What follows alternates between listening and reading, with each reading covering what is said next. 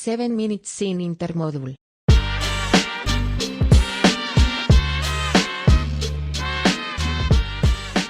All right, so we're here with episode 19 with Thomas Rodriguez out of DC. What's going on, Thomas? What's up, John? How are you today? Good. I know there's a lot of stuff going on, which I'm glad you jumped on so quick to talk about this strike situation. But to kick it off, I know you have some new things that have been a couple months ago with what you got going on in your career. So tell us about that.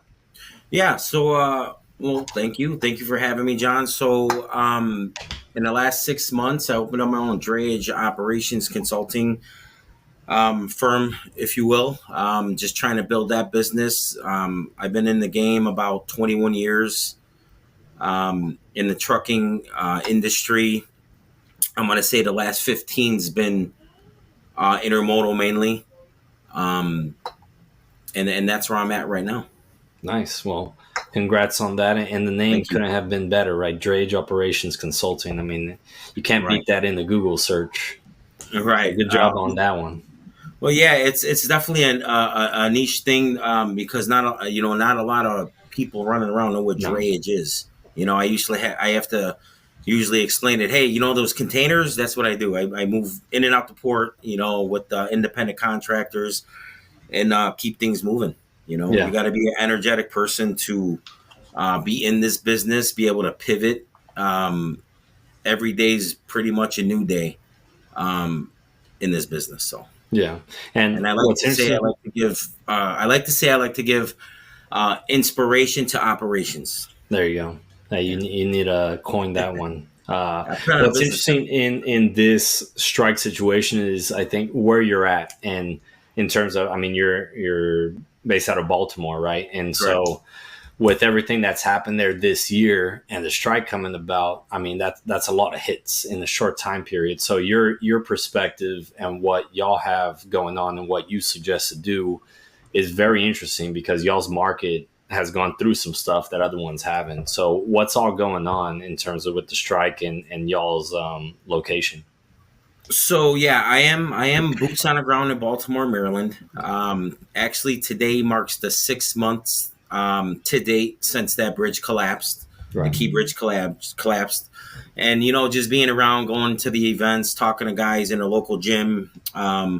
Like I said, I'm boots on the ground, so I'm talking to independent contractors. I'm talking to ILA workers. I'm talking to everybody I could talk to because I like to talk.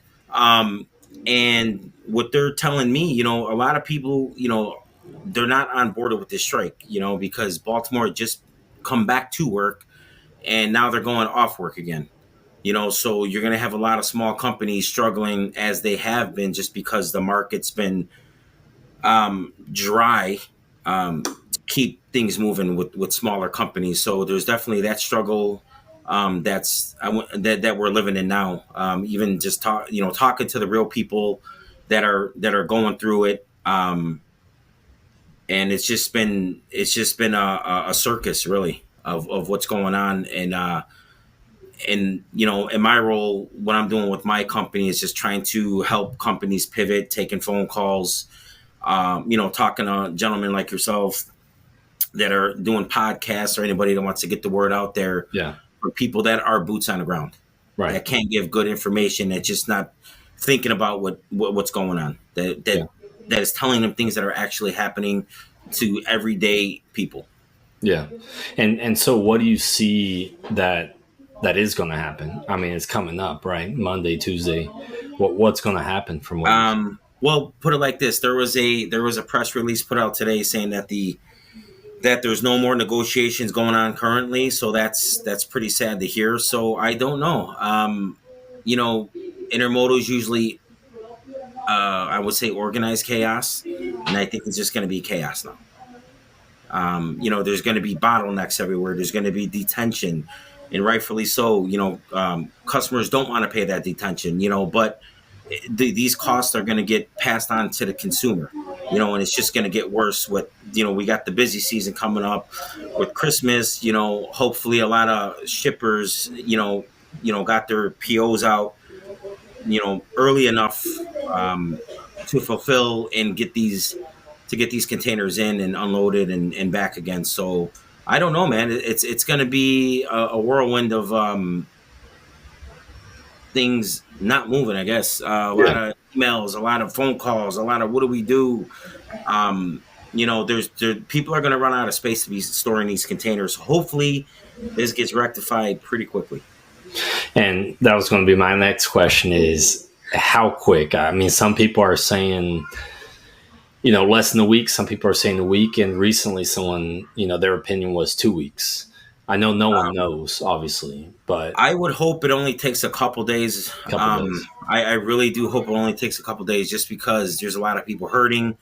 And again, it's just going to keep bottlenecking, and then we're going to be in the same situation we were when all those vessels, were sitting outside of Long Beach. That was chaos, and it cost everybody a lot of money. Everybody.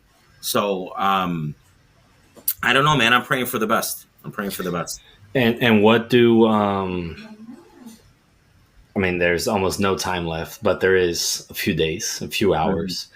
What do trucking companies in your region or even close by or wherever, what they need to be doing right now? I would say half day.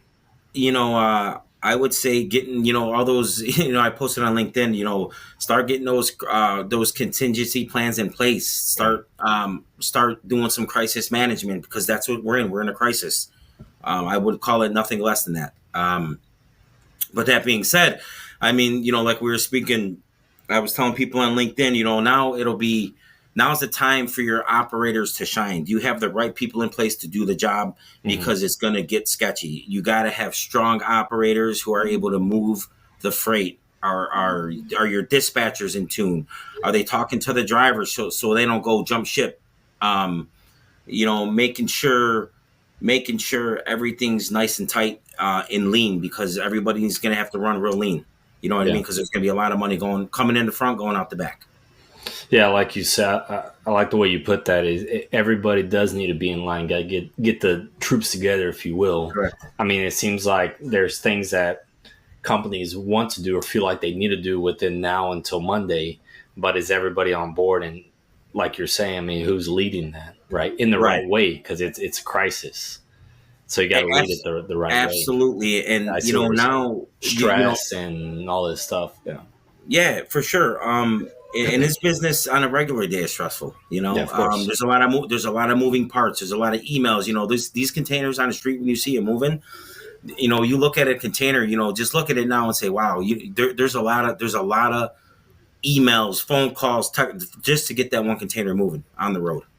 It's just I just don't like what I'm seeing. I've been doing this 21 years. Like I said, this is the scariest I've seen it, and hopefully whoever needs to light a fire under whomever, it happens quickly. So we're not sitting here twiddling our thumbs. And, that's one thing I hope operations don't see is leadership thinking this is a vacation, because it's not.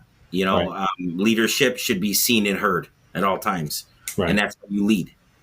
You got to be able to come in and say, hey, here's what we're going to do. We're in a crisis. Let's, like you said, let's stay in tune. Let's stick together, because if not, it's all going to fall apart. And you will end up losing customers if you're not doing the right thing, because these customers talk. Well, what's your trucker doing? What are they doing? You guys got to talk amongst the community and say, what are we going to do? Work together so everybody could get through this together and nobody loses their business. Yeah. Well, let's get you back on after, like you said, hopefully it's a short period with whatever's going to go on. Let's get you back on after with the aftermath. And like you said, even though the contingency plan needs to be put in place, whatever happens, afterwards is how are you going to now react or change your plan? So I'd be interested to get you back on and see what happened and what people need to do afterwards. So absolutely. Hopefully it's a short time period. So thanks for coming on, man. And we'll talk to you soon, and take care. All right. Thanks, John. I enjoyed my time, man.